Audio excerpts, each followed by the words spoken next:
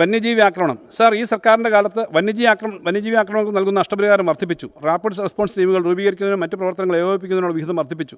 കേന്ദ്ര സർക്കാരും സംസ്ഥാന സർക്കാരും ചേർന്ന് വന്യമൃഗപ്പെരുപ്പത്തെ നിയന്ത്രിക്കാൻ നിയമനിർമ്മാണം ഉൾപ്പെടെ നടത്തേണ്ടതുണ്ട്. ഇതിനാവശ്യമായ ഇടപെടലിനായി സംസ്ഥാനം മുൻകൈ എടുക്കും. സാർ, വന്യജീവി ആക്രമണ നഷ്ടപരിഹാരവും പ്രതിരോധവും ഉൾപ്പെടെ വന്യജീവി മേഖലയിലെ വിവിധ പ്രവർത്തനങ്ങൾക്കായി പദ്ധതി വിഹിതത്തിന് പുറമെ വനമേഖലയിലെ വന്യമൃഗശല്യം നിയന്ത്രിക്കാനും വനമേഖലയിലെ ജനങ്ങളെ സംരക്ഷിക്കാനും പ്രത്യേക പാക്കേജിന് പ്ലാനിൽ അനുവദിച്ചിട്ടുള്ള തുകയ്ക്ക് പുറമെ ഒരു 50 കോടി രൂപ കൂടി അധികമായിട്ട് അനുവദിക്കുന്നു.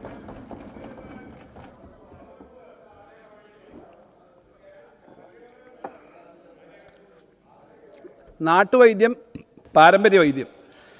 കേരളത്തിലെ നാട്ടുവൈദ്യം, പാരമ്പര്യ വൈദ്യം മേഖലയിലെ ചികിത്സാ സമ്പ്രദായങ്ങളും നാട്ടുകളും സംരക്ഷിക്കുന്നതിനും പരിപോഷിക്കുന്നതിനും ഒരു നിയമനിർമ്മാണം നടത്താൻ സർക്കാർ ആലോചിക്കുന്നു. ഈ നിയമത്തിലൂടെ കേരള നാട്ടുവൈദ്യ പരമ്പരാഗത വൈദ്യ കമ്മീഷൻ രൂപീകരിക്കുന്നതിനും കേരള നാട്ടുവൈദ്യ പരമ്പരാഗത വൈദ്യ ഇൻസ്റ്റിറ്റ്യൂട്ട് സ്ഥാപിക്കുന്നതിനും ലക്ഷ്യമിടുന്നു. ഇതിൻ്റെ പ്രാഥമിക ചെലവുകൾക്കായി 1 കോടി രൂപ മാറ്റിവെക്കുന്നു. മഞ്ചാടി. സാർ, സ്കൂൾ ഗണിത പഠനം കൂടുതൽ മെച്ചപ്പെടുത്താനായി സംസ്ഥാനത്തെ പൊതുവിദ്യാലയങ്ങളിലെ 3ാം ക്ലാസ് വിദ്യാർത്ഥികൾക്കായി നടപ്പിലാക്കുന്ന പദ്ധതിയാണ് മഞ്ചാടി. 14 ജില്ലകളിലെ 1400 സ്കൂളുകളിലെ 2600ഓളം ക്ലാസ് മുറികളിൽ പദ്ധതി നടപ്പിലാക്കുന്നതിനായി 2.8 കോടി രൂപ വകയിരുത്തുന്നു. ന്യൂനപക്ഷ സ്കോളർഷിപ്പ്. സാർ, ന്യൂനപക്ഷ വിഭാഗങ്ങളിലെ 1 മുതൽ 8 വരെ ക്ലാസ്സുകളിലെ കുട്ടികൾക്ക് സ്കോളർഷിപ്പ് നൽകുന്നതിൽ നിന്ന് കേന്ദ്ര സർക്കാർ പിന്മാറിയിട്ടുണ്ട്. സ്കോളർഷിപ്പുകൾ നിഷേധിക്കപ്പെട്ട കുട്ടികൾക്ക് തുടർന്ന് സ്കോളർഷിപ്പ് നൽകുന്നതിനായി സംസ്ഥാന സർക്കാർ ആരംഭിച്ച മാർഗ്ഗദീപം പദ്ധതിക്കായി 20 കോടി രൂപ വകയിരുത്തുന്നു. സാർ, കേന്ദ്ര ഗവൺമെൻറ് നിർത്തലാക്കിയ മൗലാന ആസാദ് ദേശീയ റിസർച്ച് ഫെലോഷിപ്പിന് പകരം സംസ്ഥാന സർക്കാർ ആരംഭിച്ച ഫെലോഷിപ്പ് പദ്ധതിക്കായി 6 കോടി രൂപ വകയിരുത്തുന്നു.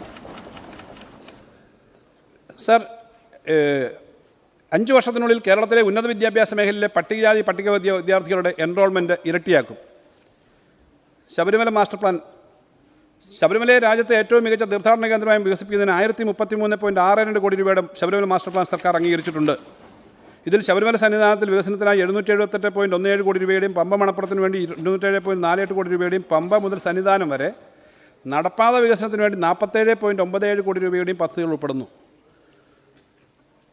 സാർ, തീർത്ഥാടന കേന്ദ്രങ്ങൾ. കൊട്ടാരക്കര മഹാഗണപതി ക്ഷേത്രത്തോട് ചേർന്ന് പിൽഗ്രിം ഹൗസും അമ്യൂണിറ്റി സെൻറ്ററും നിർമ്മിക്കാൻ 5 കോടി വകയിരുത്തുന്നു. ആറന്മുള വള്ളംകളിയുടെ പ്രധാന പവലിയൻ നിർമ്മാണത്തിന് 2 കോടി രൂപ വകയിരുത്തുന്നു. പമ്പാനദിയുടെ തീരത്ത് നടക്കുന്ന ആത്മീയ സംഗമമായ മാരാമൺ കൺവെൻഷനുമായും ആറന്മുള വള്ളംകളിയിലെയും ഇതര തീർത്ഥാടന കേന്ദ്രങ്ങളെയുമായും ബന്ധപ്പെടുത്തി തീർത്ഥാടന ടൂറിസം സൗകര്യങ്ങൾ കോഴഞ്ചേരി വികസിപ്പിക്കുന്നതിന് 3 കോടി രൂപ അനുവദിക്കുന്നു. സാർ, കണ്ണൂരിൽ ഹജ്ജ് ഹൗസ് സ്ഥാപിക്കുന്നതിന് 5 കോടി രൂപ അനുവദിക്കുന്നു. സാർ, വളരെയേറെ ടൂറിസ്റ്റുകൾ എത്തുന്ന വിവിധ തീർത്ഥാടന ടൂറിസം കേന്ദ്രങ്ങളിലെ സൗകര്യങ്ങൾ വികസിപ്പിക്കുന്നതിനായി ടൂറിസം വകുപ്പിന് 20 കോടി രൂപ അധികമായി അനുവദിക്കുന്നു.